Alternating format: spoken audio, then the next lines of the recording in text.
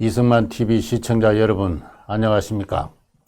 혁명가 이승만의 일생, 오늘의 제목은 위대한 예언입니다. 예언은 그것이 적중할 때 위대해집니다. 이승만은 세계사의 전개와 관련해서, 대한민국의 운명과 관련해서 오래전부터 예언을 해왔고, 그 예언은 드디어 위대하게 실현되었습니다. 오늘은 그와 같은 내용입니다. 1939년 9월 달에 다 알다시피 독일이 폴란드를 침공함으로써 제2차 세계대전이 발발하였습니다. 이승만은 때를 맞추어서 하와이 교민들의 후원을 입어서 하와이를 떠납니다. 그리고 워싱턴으로 주거를 옮기지요. 그리고 1년간 책을 하나 집필합니다. 바로 보여드리고 있는 이 Japan Inside Out이라는 이 책입니다. 일본의 내막을 인사이드를 아웃 드러내 보인다, 폭로한다 하는 그와 같은 겁니다. 부제는 The Challenge of Today, 오늘날의 도전, 오늘날 세계가 직면하고 있는 당면한 도전이 무엇인가 하는 바로 그와 같은 것이고, 성만리가 저자로 맨 아래에 적혀 있습니다. 하와이에서 이승만을 워싱턴으로 보낸 교민들은 워싱턴에 도착하게 되면은 지난 30년간 한국인들의 독립운동을 좀 저술해 주세요, 그렇게 부탁을 했는데, 이승만은 워싱턴에 도착한 뒤 미국과 일본의 전쟁이 임박한 것을 깨닫고 일본의 실체를 미국인에게 알림이 더욱더 긴박한 일이다, 이렇게 생각해서 당초 계획을 바꾸어서 이 Japan Inside Out이라는 책을 썼다고 합니다. 이 한국어는요, 오래전부터 몇 가지 번역이 있었는데 가장 최근 번역본은 일본의 가면을 벗긴다, 이렇게 해서 비봉 출판사에서 이 책이 나왔습니다. 이 책을 꼭 여러분께서, 시청자 여러분께서 안 읽어보신 분들은 시급하게 구해서 읽어보시기 바랍니다. 이 한글판 Japan Inside Out의 서문에는 1954년도에 당시 대통령인 이승만이 쓴 그 최초의 한글판 에 붙인 그 서문이 포함되어 있습니다. 그 서문을 보면은 내가 1895년에 비로소 세계를 객관적으로 알게 되었는데, 그때 일본과 관련해서는 두 가지 책을 읽었다. 하나는 일로 전쟁 미래기, 일본과 러시아가 장차 전쟁을 하게 될 것이다 하는 책이고, 근데 이 책은 그 뒤에 10년 뒤에 1904년에 일본과 러시아의 전쟁으로 실현되었다. 또 한 가지 책은 일미전쟁 미래기다. 일본과 미국이 언젠가 태평양에 패권을 두고 전쟁을 할 수밖에 없다는 일본인들의 생각이 이미 1895년에 몇 가지 책으로 나와 있었던 것입니다. 이승만은 그 책을 읽고 일본의 정체, 실체를 하루빨리 미국에 알려야 되겠다 하는 그와 같은 생각을 오래전부터 해왔고, 그리고 1905년 미국에 가서 기회가 있을 때마다 일본의 실체에 대해서 이야기를 했지만 많은 미국인들은 나의 이야기를 비웃었다 합니다. 그러나 드디어 1941년 12월에 일본이 미국의 진주만 해군기지를 기습 공격함으로써 이 예언은 실현되었고, 이후 많은 미국인들이 나를 선비라고 부르기 시작했다 하는 그와 같은 이야기가 적혀 있습니다. 그래서 이승만의 입장에서 볼 때는 40년 전부터 주장해온 예언이었다라고 할 수가 있습니다.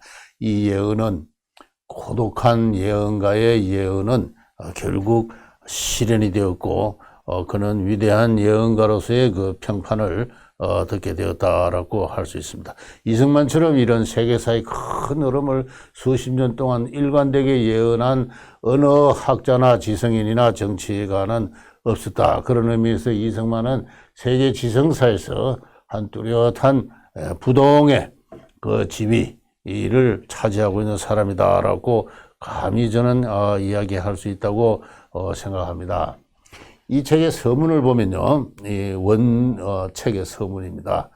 한국은 2000년 이상의 높은 수준의 6.25 문화를 향유해 왔다.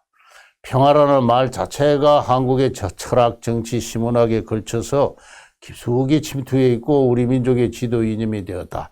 평화라는 말은 가정생활의 일상 용어가 되어 있다. 손님이 오면은 안녕하세요. Are you in peace? 그리고 손님이 가실 때는 안녕히 가십시오. Please go in peace. 가는 사람들은 안녕히 계십시오. Peace be with you. 이런 식으로 인사를 한다. 일상생활의 인사에서까지 안녕. 이것을 peace라고 번역했습니다만은 peace. peace는 생활용어로 되어 있다.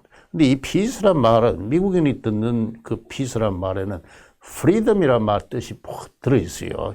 이게 중요합니다. 그냥 peace라는 것은 노예가, 농노가 주인의 지배하에서 그냥 평화롭게 사는 그런 것이 아니고 peace의 본뜻은 우애, 누구의 차별과 억압도 받지 않는 동등한 자유인끼리의 우애, 그게 peace예요. 그래서 peace라는 말 속에는 이것이 자유, freedom이란 말이 그 안에 배태되어 있다. 이렇게 이야기할 수 있습니다. 그래서 한국인들은 동시에 자유의 인으로서의 오랜 전통을 지녀왔다. 이렇게 이승만은 한국을 미국인들에게 소개하고 있어요. 그리고 이후에 15챕터에 걸치는 제1챕터는 일본에 가는 것입니다. 1895년에 그가 이미 읽은 일미전쟁 미래기에서부터 이야기가 시작해서 그 다음에 일본의 세계 패권의 플랜을 적은 여러 가지 그 도큐멘트들을 다 문서들을 소개를 합니다. 그래서 일본은 그 자신을 그 신의 나라로,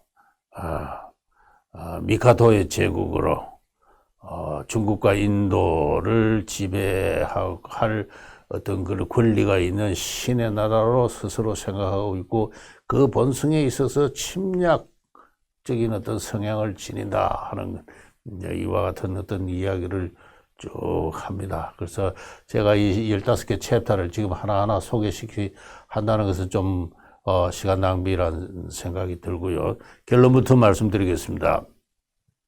이 책의 마지막 챕터의 결론을 제가 간단하게 요약한 건데요. 솔직하게 말하면은 인용 그대로입니다. 나는 미국과 일본이 충돌을 피하거나 또는 충돌을 장기간 연기하는 것은 불가능하다고 본다. 이게 바로 예언이. 이게 나중에 적중을 한 겁니다. 불과 4개월 뒤에 적중을 한 것이죠. 솔직하게 말하면 나는 미국과 일본이 충돌을 피하거나 충돌을 장기간 연기한다는 것은 불가능하다고 생각한다. 그리고 그 충돌이 임박했다. 그런 말입니다. 신의 나라라고 믿는 일본, 미카도 제국은 아시아에 대한 패권을 수립하고 전국적으로는 세계를 제패하려는 계획을 오래전부터 추진해 왔다. 물론 이 이야기를 일본인들이 들을 때는 아마 쉽게 긍정하지는 않을 것입니다.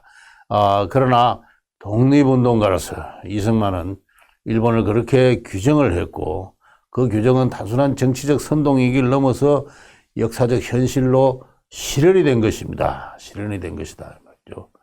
저는 그 점이 중요하다고 생각합니다. 한국을 무자비하게 전복시킨 것은 일본이 아시아 본토를 침공하고 정복하는 첫 단계, 그 최초의 자금 불씨가 그 첫 단계였다 하는 것입니다. 최초의 자금 불씨였다는 것입니다. 그래서 한국을 일본이 무자비하게 차지해버린 것은 장차 만주로, 중국으로, 시베리아로, 동남아로, 인도로, 태평양으로 이렇게 아시아를 침공하고 정복하는 큰 불이 번지는 하나의 작은 불씨가 되었는데 여기에는 미국의 책임이 크다는 이야기입니다. 제 14장에서 미국의 책임을 구체적으로 거론을 이승만은 하고 있습니다. 1882년 조미우어 통성조약이 보면은 제1조가 영구평화조약이에요. 양국 간의 perpetual peace, 영구적인 평화로운 관계를 체결함에 있어서 한 나라가, 조약 체결하는 두 나라 중에 한 나라가 다른 강한 나라의 부당한 침입을 받았을 때는, 부당한 간섭을 받을 때는 조약 체결에 따른 나라는 선의의 거중을 든다 하는 이와 같은 그 조항이 1882년 양국 간의 우호 통성조약에 있는데, 미국은 일본이 한국을 병탄하려고 할 때 이 조약을 내세워서 일본의 야심을 저지시켜야 했고, 이 정신은 미국의 독립정신이요, 미국의 세계 문호 개방 정책의 기본정이요, 나아가서 미국이 추구하는 영구 평화와 정의의 국제사회의 기본 질서인 것을 명확히 했어야 하나, 불행하게도 미국은 그 책임을 회피했다 하는 그런 것입니다. 이건 미국의 역사에 있어서 일대의 치욕이다, 이렇게까지 이야기를 하고 있습니다. 그렇게 해서 미국은 매우 어리석고도 치욕스럽게도 이 작은 불씨를 지폈는데, 이 작은 불씨가 이 여건은 큰 산불이 되어가지고 온 아시아, 만주, 중국, 아시아, 나아가서 세계 전체를 지금 불태우는 큰 산불로 번졌고, 여기에는 미국의 책임이 크다 하는 이와 같은 이 이야기를 하고 있습니다. 그러면서 오늘날의 세계는 민주주의 대 전체주의의 대결이다.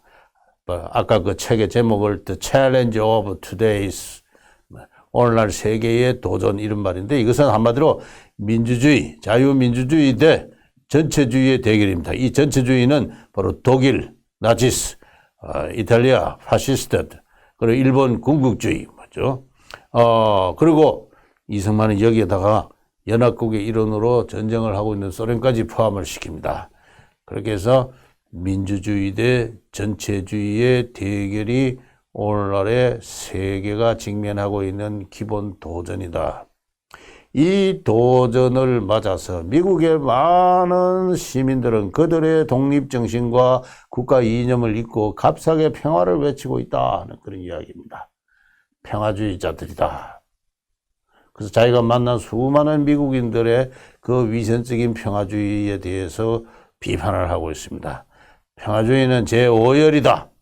간첩과도 같다 하는 이와 같은 강력한 그 표현을 쓰고 있죠.